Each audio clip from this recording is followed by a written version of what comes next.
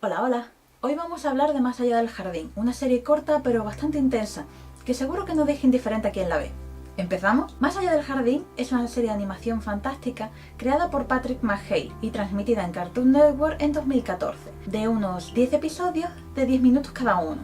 La serie nos cuenta la historia de dos hermanos, Wirt y Greg, que se pierden en lo desconocido, un extraño bosque que parece no tener fin. Todos y cada uno de los capítulos tienen algo inquietante y extraño, no ya solo por las situaciones o los personajes con los que se encuentran los hermanos, sino también por el entorno. El diseño de los personajes imita el de los dibujos animados de los años 20, lo que hace que distintos personajes puedan parecer o muy adorables, como por ejemplo Greg, que es de las cosas más monas que he visto en mi vida y no se puede evitar pensar solo con verlo que es pura dulzura, o por el contrario tener un aspecto bastante preocupante y que parezca que sus ojos están vacíos y sin vida. Los diseños son simples, pero a la vez hechos con sumo cuidado de que cada personaje tenga detalles especiales que lo hagan fácilmente diferenciable de los demás, tanto para los protagonistas como para los secundarios que aparecen en cada uno de los episodios. A su vez, este diseño de personajes tan sencillo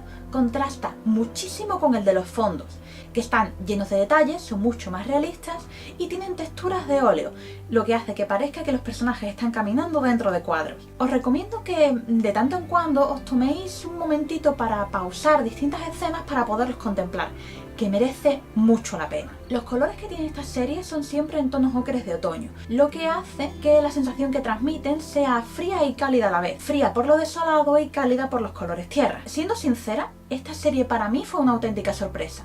Está muy bien hecha, puede tener una lectura bastante profunda, es muy interesante y gráficamente muy agradable de ver. En resumen, es muy completa en todos los sentidos. Si no la has visto, te la recomiendo muchísimo. Como ya dije antes, es bastante cortita y te la podrías ver en una tarde como si fuese una película. Eso sí, recomiendo totalmente verla en versión original, porque aparte de que el trabajo que hacen en general los actores de doblaje es fenomenal, el trabajo que hace Elijah Wood haciendo la voz de Wirt es buenísimo.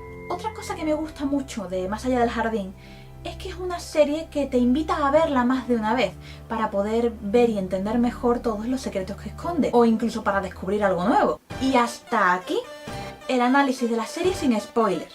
Si no lo has visto, te recomiendo que pares aquí el vídeo, porque ahora quiero hablar de algunos puntos, momentos y detalles que probablemente estropeen tu experiencia a la hora de ver esta serie por primera vez. Si por el contrario ya la has visto o no te importan los spoilers, continuemos. Podríamos decir que esta serie se divide en dos bloques. El primero va desde el capítulo 1 al 6 y se centra en la presentación de los personajes, sus circunstancias y sus objetivos. Y el segundo bloque, que va desde el capítulo 7 al 10, que es cuando, digamos, todo se pone más interesante. Como son dos partes tan diferenciadas tanto argumental como estéticamente, voy a usar esta división a la hora de analizar esta serie. Empezaremos hablando del primer bloque. Este es, como ya he dicho antes, una presentación de los personajes protagonistas y del mundo en el que están perdidos. Curiosamente, ni Wirt ni Greg saben exactamente cómo han llegado allí, y aunque Greg parece más preocupado de encontrar un buen nombre para su rana que de otra cosa, Wirt está completamente centrado en volver a casa. Por el camino, se encuentran a Beatriz atrapada en un arbusto, un azulejo parlante, que dice estar en deuda con ellos por haberla ayudado, y se ofrece a guiarles hasta la casa de Adelaida, una buena bruja que habita en los bosques, para que los ayude y los lleve a casa. Este es precisamente el evento que encauzará todo este primer bloque, ya que se centra en los distintos sitios que los hermanos y Beatriz van visitando en su camino a la casa de la bruja. Y durante este camino vamos conociendo diferentes lugares de lo desconocido y a distintos personajes de forma autoconclusiva. Los tenemos por una parte más entrañables y divertidos, como por ejemplo Disparates en la escuela, que es una monada de episodio, o Canciones de la oscura lámpara, con el pobre Wirt queriendo preguntar por la dirección para ir a casa de Adelaida y los clientes de la taberna empecinados con darle una identidad al muchacho. Y también los tenemos más tétricos y oscuros, como Contratiempo en la cosecha, que este tiene telita. Por capítulos como este último es que algunos dicen que tanto Wirt como Greg están muertos desde el comienzo de la serie.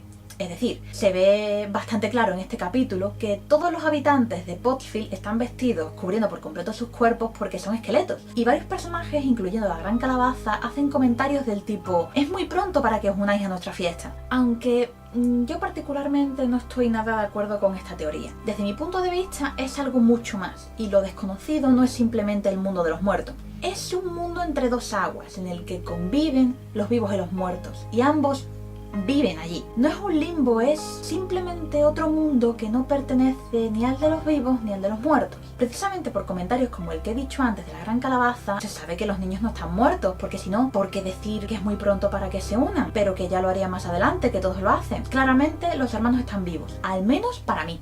En estos capítulos iniciales también conoceremos a dos de los personajes más recurrentes e importantes para la trama: el leñador y la bestia. El primero, un hombre misterioso que parece saber secretos que se niega a revelar y que siempre porta una lámpara a la que trata con especial cuidado. Y la bestia, una criatura conocida y temida por todos en lo desconocido. Varias veces, distintos personajes a lo largo de toda la serie, incluido el leñador, advierten a los hermanos que deben alejarse de él y mantener siempre la fe en volver a casa, pues si pierden su fe, la bestia se apoderará de sus cuerpos y sus almas, convirtiéndolos en árboles de Edelwood, extraños árboles que proliferan en lo desconocido y que parecen tener rostros humanos agonizantes, y de los que se puede extraer un extraño aceite negro y espeso, probablemente la esencia de los hombres y mujeres que fueron antaño.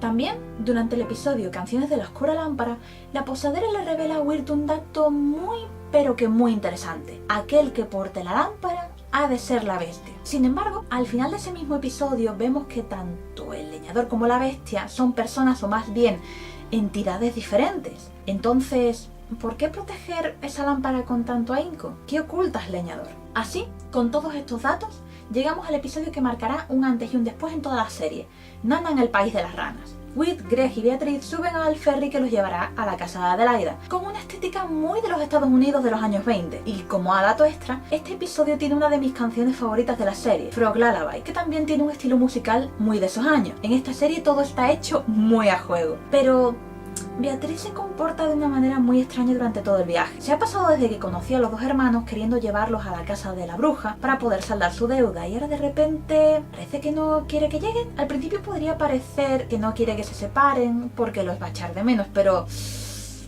ay, aquí hay algo que huele muy mal.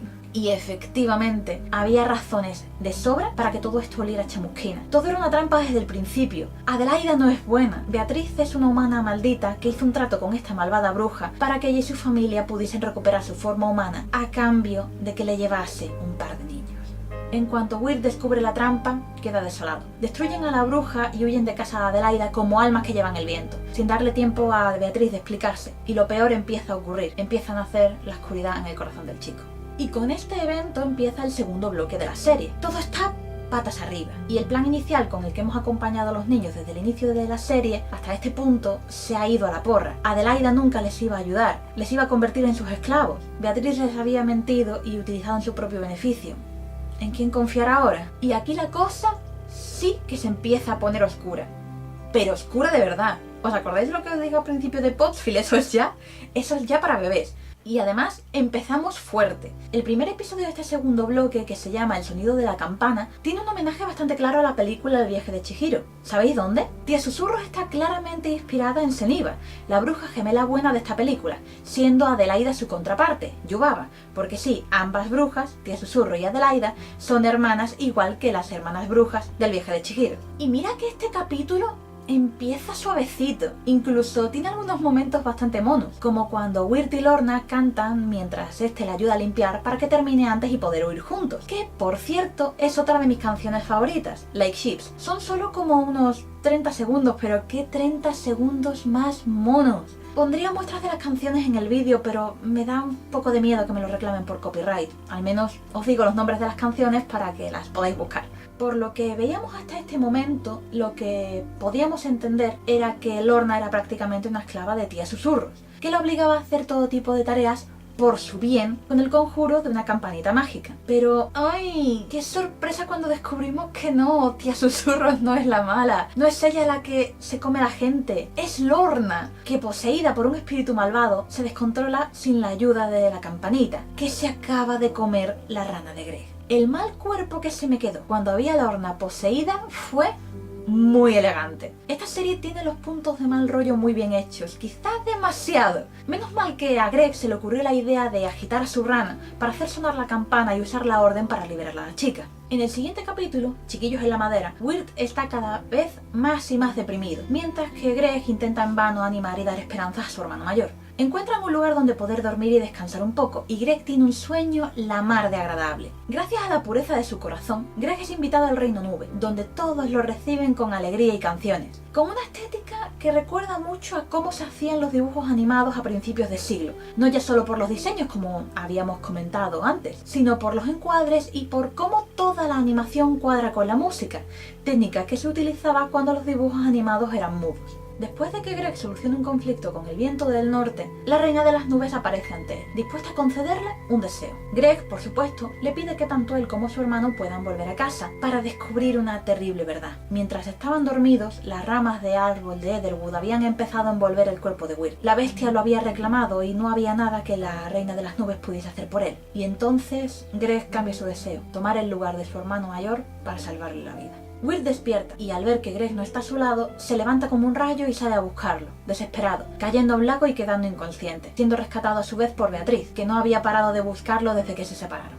Y tal que así, empezamos el siguiente capítulo, Hacia lo desconocido, en el que descubrimos sobre el pasado de Wirt y Greg antes de llegar a lo desconocido gracias a un flashback. Ambos chicos de hecho son de nuestro mundo, de nuestra época, pero van vestidos raro porque el día que se perdieron era la noche de Halloween y estaban disfrazados. Precisamente el cómo llegan es un cúmulo de muchas casualidades, siendo el momento en el que esquivan el tren con el que casi son atropellados y caen al lago cuando comienzan su viaje. Al despertar, Wirt se encuentra en el hueco de un árbol, envuelto por completo por la familia de Beatriz, que le había llevado hasta allí mientras estaba inconsciente para que estuviese a salvo. De hecho, hay una cosa bastante curiosa de la que no sé si os habréis dado cuenta. Al comienzo de cada episodio, cuando aparece el cartel con el nombre del susodicho episodio, antes de empezar el mismo y cuando está acabando de sonar la melodía de introducción, se puede escuchar por unos breves instantes el silbato del tren. Y llegamos al último episodio de la serie, llamado Lo desconocido. Este particularmente me dio escalofríos en varios momentos y probablemente también os los dio a vosotros.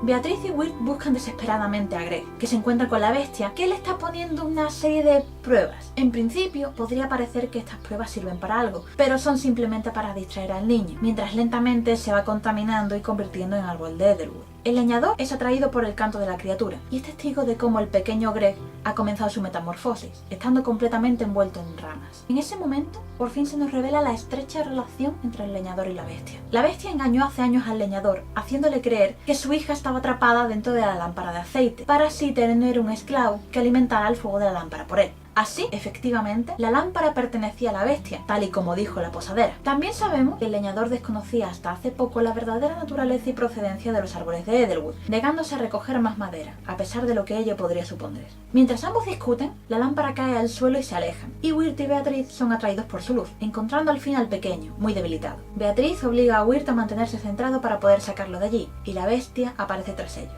Toda esta secuencia, con la conversación que mantienen Wirt y la bestia, está tremendamente bien conseguida. Un entorno casi en blanco y negro, rodeados de árboles en una noche tan oscura como la boca de un lobo, cuyos únicos puntos de luz son la lámpara y los ojos de la bestia, brillando feroces en la oscuridad. Es un entorno oscuro, asfixiante y tenso, tal y como lo es el momento que estamos viendo. Wirt está completamente de los nervios, y lo único que quiere es poder llevarse a su hermano pequeño de allí. La bestia se percata del estado sensible en el que se encuentra el muchacho y aprovecha este punto de ventaja para llenarle la cabeza con sus mentiras y ofrecerle un trato falso. Después de todo, Wirt cogió la lámpara para alumbrarse y ahora la lleva en la mano. Lo más inteligente sería engañar al chico para tenerlo comiendo de su mano.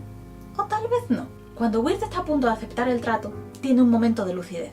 Algo no encaja. La bestia no es una criatura ni de lejos generosa como para ofrecerle un trato que pudiera beneficiarle en lo más mínimo, y se da cuenta de que tiene una extraña obsesión con mantener la lámpara encendida, y entonces descubre el secreto mejor guardado de la criatura, y a su vez su gran punto débil. Es su alma la que se encuentra dentro de la lámpara. La bestia, sintiéndose visiblemente amenazada y contrariada por el descubrimiento de Wirt, intenta intimidarle, pero el chico consigue conservar la compostura, siendo consciente de que no es la bestia quien se encuentra en la posición de poder ahora mismo, sino él. Amenazándole con apagar la llama, la bestia se amedrenta.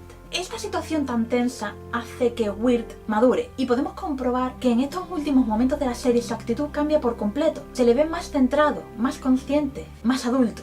Le devuelve la lámpara al leñador, que se encuentra visiblemente confuso. Había estado durante años vagando por los bosques, talando árboles de Ethelwood para poder mantener viva el alma de su hija, que en ningún momento estuvo dentro de esa maldita lámpara. El leñador finalmente se rinde. Apunta con la luz a la bestia para mirarle directamente.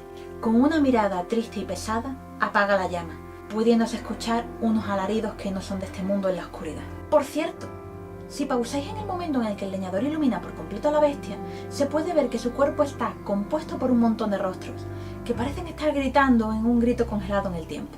Tal y como yo lo interpreto, el cuerpo de la bestia está compuesto por todos aquellos que perecieron bajo su influjo. En la oscuridad se escucha como Beatriz y Weir se despiden, y ambos hermanos regresan por fin a nuestro mundo, despertando a ambos en el lago, el lugar donde todo empezó.